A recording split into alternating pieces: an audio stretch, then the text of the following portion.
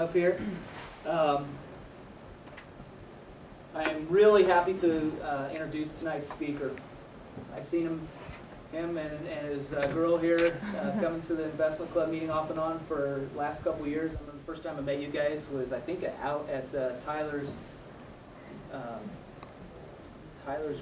dad's bar when we had, or restaurant when we had the Alan, or the speaker from Seattle.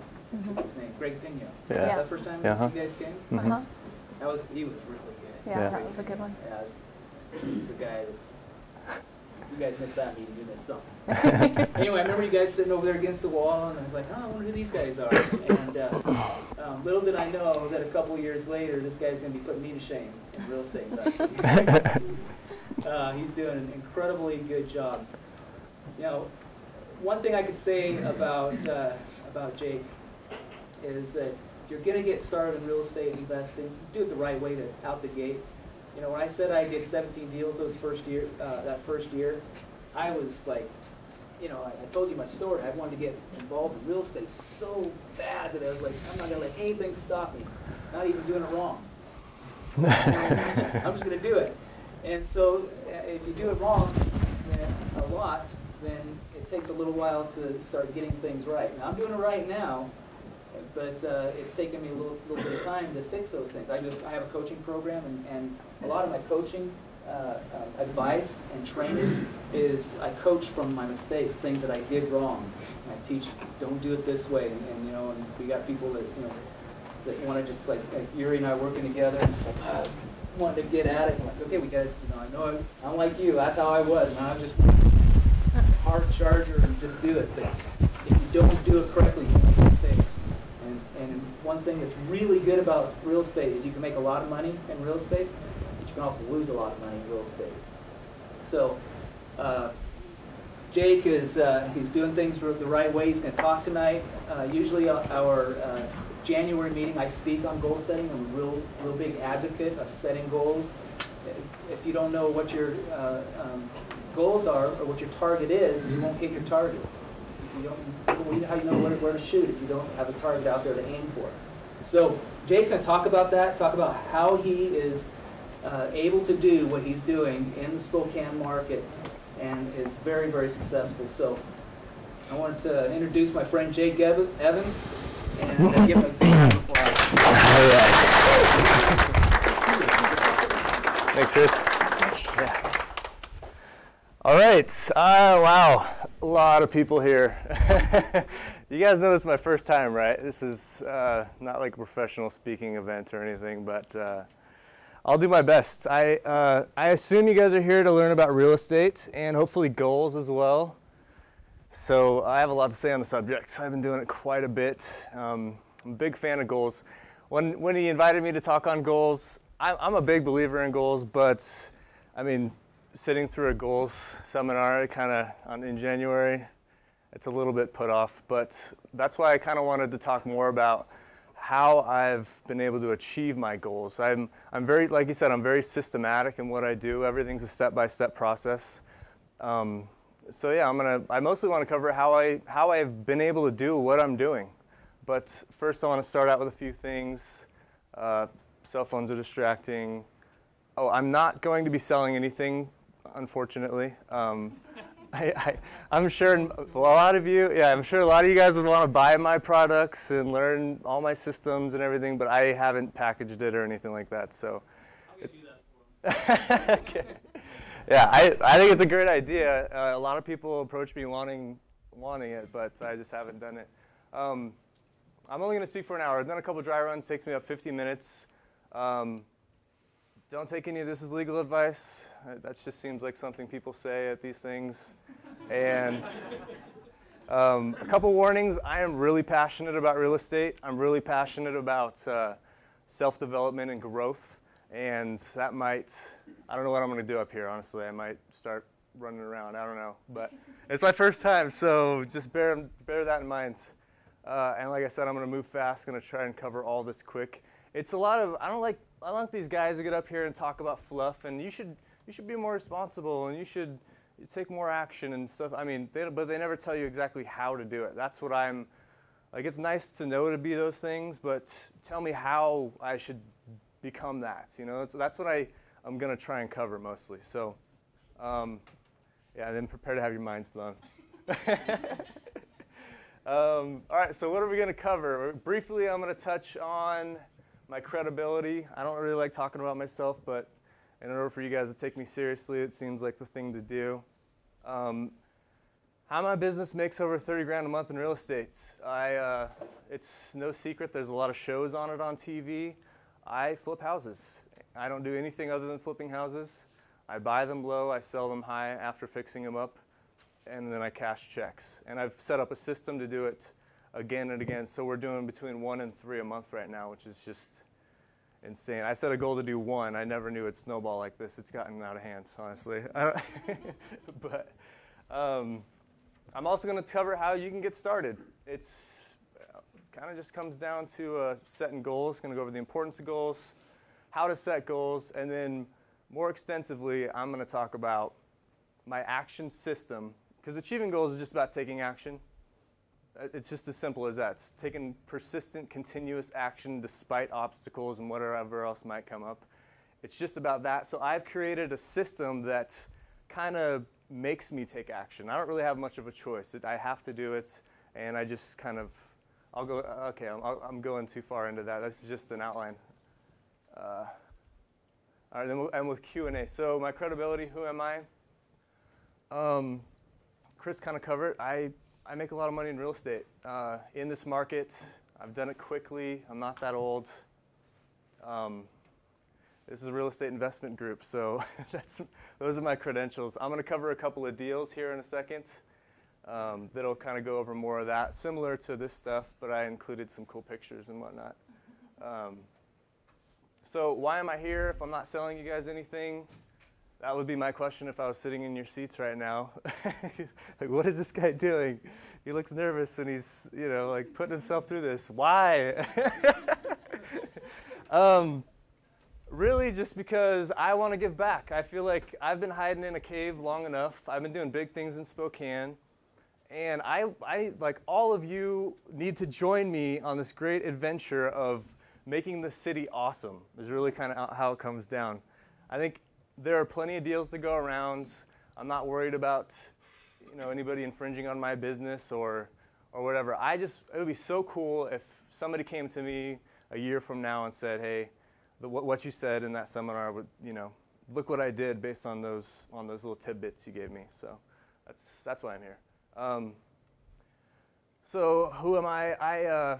I was in the Air Force, and I didn't like getting told what to do a whole lot, similar to Chris. So I decided I was going to get out and flip a house. I'd watched way too many Flip This House shows and saw the money they were making, so I set it as a goal, and it was a success, and I enjoyed it. So I decided to do it again and again and again and again and again and again. What you can learn from me, if nothing else, is just taking action. I don't have a degree of any kind. My dad wasn't a contractor or a real estate investor. I have no experience in real estate starting out. I just bought a program or studied some stuff, and then I went out and I just did it. And I fell flat on my face the first 5 times actually. It was bad, but for whatever reason I pushed through, and I mean, this is how I've gotten to this moment. It's kind of crazy. It's just surreal right now, but yeah, that's how I got here, and you can learn how to take action. Like I said, I'm an average guy. I'm not perfect by any means. The goals that I set, I fail at them. That's not the point. It's really just about the journey. The more time I think some famous woman said that the more time, if you want to increase your route to success, you should fail twice as often.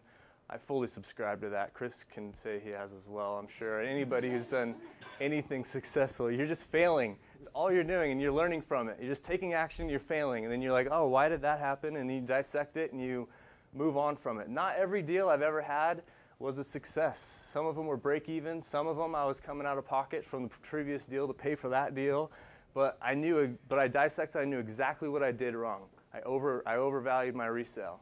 I undervalued my rehab costs. I did this or I did that, whatever it was, and I learned from it and I applied it to now where My business is just, it's a flipping machine. It just cranks them out, and most of the kinks are ironed out. It's crazy, but primarily self-educated. I don't have any formal education of any kind. My main focus, my passion is in personal development. I don't know why, but give me a book about how I can be better, and I will just eat it up. And that actually is what led me into real estate. So I was saving money, and I was looking for the best investment. Hands down, in my opinion, is real estate. I mean, where else can you leverage somebody else's money to make a return? It's ridiculous. And then big returns, or large assets. But that led me to real estate. And through personal growth and development, I discovered the significance that our mind plays with everything. The difference between somebody who makes a minimum wage and the guy who's making $1 million a year is just in their mindset. That's it. They have different beliefs, different values, they have different habits, and that's the only thing. Right now, we're a room of minds being carried around by bodies. Our bodies are just pretty much vehicles for us to get around, but it's our minds that control. I'll go into more of this later. I'm getting ahead of myself.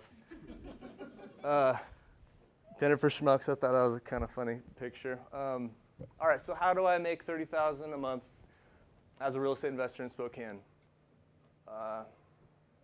First, my assumption is that you guys are here to learn how to make money in real estate. Pretty good assumption, I figured. So I thought I would cover that. Like I said, I flip houses, but how have I flipped houses? By setting them as goals. I set a goal to flip a house, and then I did it. And I didn't do it great, but I got it done. and then I learned from that one. I did another one. So in 2007, I got out of the Air Force, and I said, I'm going to flip one house. I had $5,000 in the bank, and I'd watched a lot of Flip This House shows. That was pretty much it. Somehow I found a partner. I set it as a goal. So I found a partner. I found contractors, I found the deal, I did everything I had to do to get it done, and I flipped one house, and it was a success.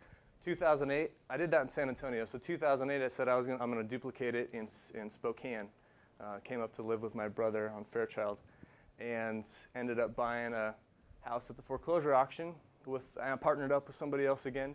That's the thing. If money's a drawback, or if you don't have enough money to get started or whatever it is, do whatever you can to prove to anybody that you know that you can make them money in real estate. It's really how it goes.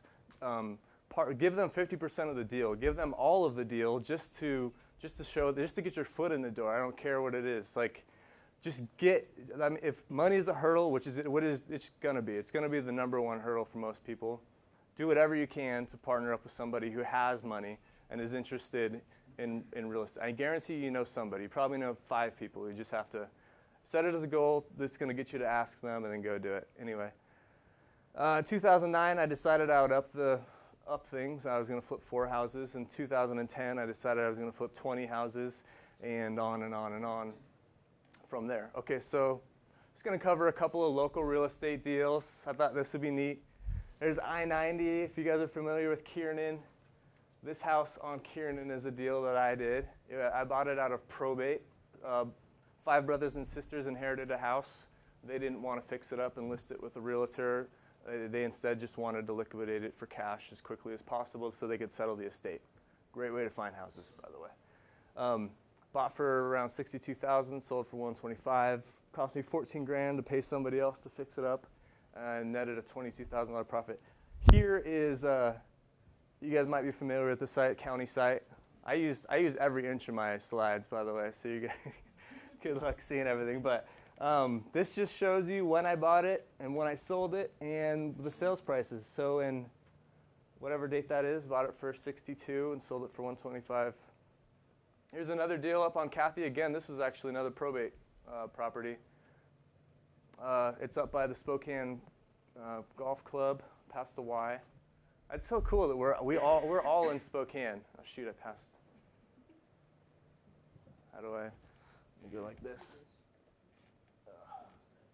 All right, so I just think it's pretty cool that we're all in Spokane. You guys are probably familiar with this site and the maps and stuff I'm throwing up here. That's neat. But So I bought it for 100,000, sold it for 170, $18,000 rehab, around 26,000 profit. And it's kind of easy at this point. It's just buy low, fix it up, and sell it. Give it to Virginia and Brett and get it sold. So where'd the rest of that go? Which one? There was like 50,000. Oh, we got a math man here. Okay, yes. Where's the rest of that? So why isn't the profit like $60,000, right? Yeah, there's a lot of additional expenses, commissions, financing charges, carrying costs, taxes, utilities. The list goes on. Excise tax, closing costs. The list goes on and on. A lot of that, it just gets eaten up. So, yeah, I thought about including it in there, and then I thought it'd be kind of fun to see if anybody called me on it. So I thank you. So yeah, there it is. And then here's a final one, last one on 19th. This is kind of the southeast side. There's I-90, picture of it, nice little Craftsman. These are all post-construction pictures. I hope you guys can tell. But bought for 88, sold for 152, $15,000 rehab, 18,000 profit. And then again, I bought it at the foreclosure auction for 88, sold it for 152.5. Yep. Okay. How long does it take to turn it? My average is around 6 months from bought to closing and check in the bank. Yeah, that's about average. Yeah, it's. Yeah, well, it varies. Average is 6 months, but ideally they all take 3 months. I mean, if everything went perfectly, it would only take 3 months. You're gonna have sales fall through. Yeah. Let's go. On the questions, can you raise your hand and then repeat the question so we can get it on the, Oh, good. on the Okay. video? Yeah. And then I know you guys have lots of questions. This is typically what happens. You get excited about what's going on. So we're filming, so we want to make sure we get the questions on camera. So just if you have questions, raise your hand. He'll call on you and then repeat the question. So Got it. So we can get it on tape. All right, on tape. Question was, should we cover that last one? Okay, so question was, how long does it take you, right? Okay, 6 months. We covered that on average. Yes, question, sir. So you don't have any chosen areas, you just buy anywhere, and then that's one question. Question number two, how long does it take you to sell it, to get the check? Good question. Okay, so the question was, I'll get this. Question was, do I just buy anywhere, or do I have specific areas I like to invest in? It's a good question. Second question was, how long does it take me to sell the properties once I have them fixed up? Okay, answer your first question. And I don't want us to all give up on Felony Flats, but I don't invest in Felony Flats as a rehabber. I think it's a great rental area, Section 8 and all that jazz, but all I do is flip. I'm a big believer in just focusing on one thing. You could subject to stuff, you could lease option, you could have a crazy amount of rentals, whatever. I believe in just specializing in things. So I stay away from Felony Flats. I try not to get too close to I-90. And it's a house-by-house basis. I mean, if the neighborhood is just slummed out, nobody's able to sell anything, then I'll probably stay away. But yeah, I typically buy if it makes sense. If I think I can sell it for 152, and that's my 30-day price too. I don't let these things sit. I probably could have got 160, 155, 160 for it. But that's what I always price for my 30-day price. If I think I can sell a house in 30 days for a price that's going to generate me a profit of 15 grand or more, I pull the trigger all day. Just 30 days. Okay, so then to sell my houses, yeah, I shoot for 30 days.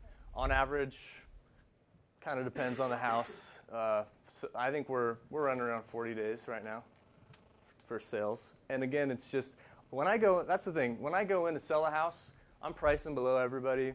I've had professional contractors go through and fix every little kink and cork. It's professionally staged, it's cleaned. So I'm pricing below everybody else, all the people who are living in their houses with dogs and showing it's a little bit difficult. They're vacant, staged, and clean. So selling them has never been a problem. I know that's a big question in a lot of people's minds right now, selling them on the open market. Never been an issue. Never been an issue for me as long as they're priced right. Yes, question, sir. Would you say you're at least 10% under average value? So the question is, am I at least 10% under competitive values? I price them exactly where I think I'm going to sell after I pay closing costs. Not 10. I don't go by a percentage, and it's not a percentage under everybody. I think I price it exactly where I think somebody's going to pay for it based on recent comps. I think I just have a more superior product, and it's priced exactly the same as everybody else. It goes. I mean, they look at 10 houses, you're going to look at mine, and they're just nicer, so they sell. Yes, you have a question? When you sell these, are you selling just like a standard method of get a realtor, they go find a customer or a purchaser, and they write a contract with some mortgage company, and is that the way you're selling them? Yeah, so the question is, do I sell them the standard realtor route with a third-party lender and go FHA and all that other stuff? And yes, that's exactly how I do it. I don't prospect for buyers. I'm not working on people's credit to get them to buy my houses or any of that stuff. I think that's a great way of doing it, and I'd probably be able to sell houses faster and for more money.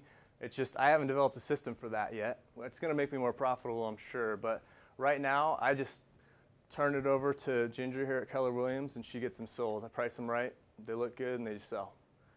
I can appreciate everybody's, these questions around selling.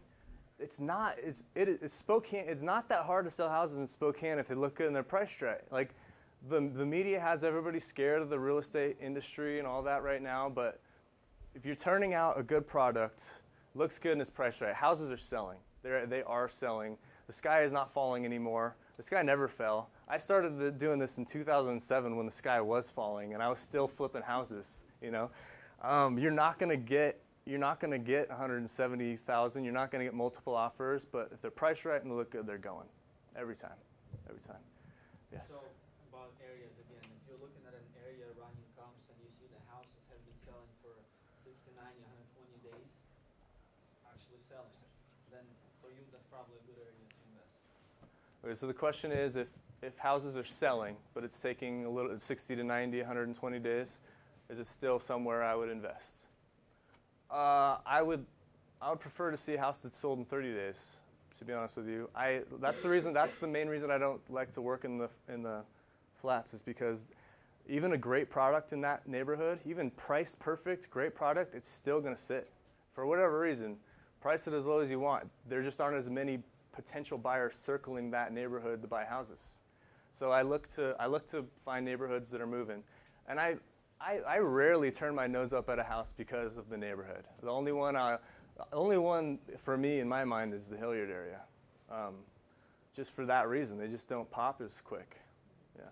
Yes, Stephen. I know a lot of the homes that you do are kind of this price point, like kind of first-time home buyer, Yeah. Starters. Would you entertain a situation where your highest and best offer that you get for the house, they don't credit qualify, so you flip them back to your hard money guys or carry a note on it yourself for, say, 24 months or something like that? You're getting way complex on us here, Stephen.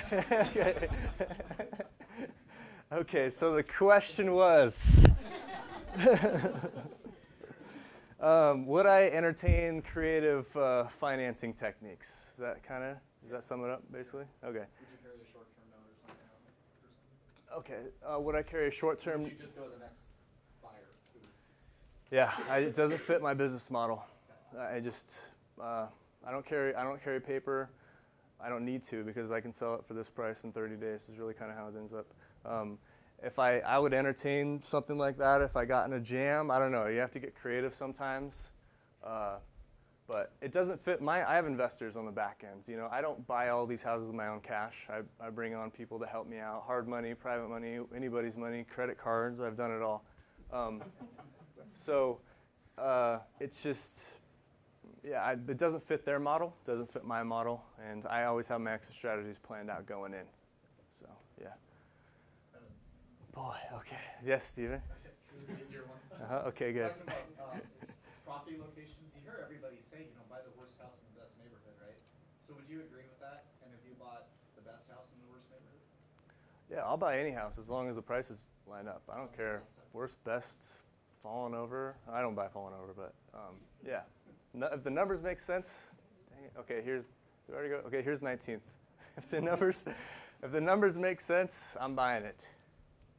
Yeah, you might know this one. I bought this one through John. How did you fire that house? Yeah, foreclosure auction. Yes, sir. You find it better to use contractors to rehab instead of doing it yourself? Yeah, question is, do I find it better to use contractors than doing it myself? Absolutely, yes. Is anybody else interested in this question? Because I am okay, holy smokes. I'm kind of tired of seeing investors fixing up their own houses, mainly because they're bringing the profit margins down for everybody else who wants to do it legitimately. You know, no. Yeah, stop outbidding me on stuff because you're gonna fix it up yourself. It's just making me mad. No, I'm just joking. The money, like when I was going over these profit margins and stuff, all I did was I found the deal and I put it together. You know, I facilitated the deal. That's where the money's at. That's where I made 18 grand on this house just by putting the deal together, okay? The money is, in my opinion, you guys, maybe there's some really good contractors in here, but my opinion, it doesn't make sense for me to go out and lay tile when I can pay somebody $10 an hour to do it. You know, if like maybe this deal took me maybe it took me 20 hours to put this whole deal together and make this kind of profit, especially after you build your business systems. I'm not saying it's that easy starting out, but once you get to that point, there is far more money to be made putting deals together than there is putting tile on backsplashes. You pay somebody else to do that stuff when you get to that point, I guess. But it just doesn't make sense. They're going to get it done. It's going to be nicer, faster, and I don't like working for minimum wage. I can pay a guy minimum wage to do all that stuff.